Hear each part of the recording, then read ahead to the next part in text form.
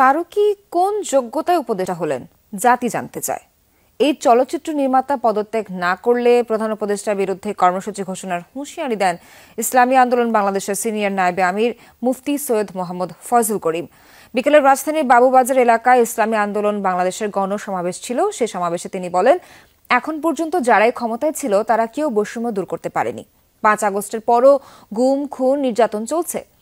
সংগ্রাম এখনো শেষ হয়নি জানান তিনি। বলেন, ক্ষমতার জন্য আজকে বিএনপিও ইউটার্ন নিয়েছে। 53 বছরে দলটি সিন্ডিকেটের মাধ্যমে দেশকে ধ্বংস করেছিল। দ্রুততম সময় নির্বাচন দেওয়ার আহ্বান জানান সিনিয়র নায়েবে আমির।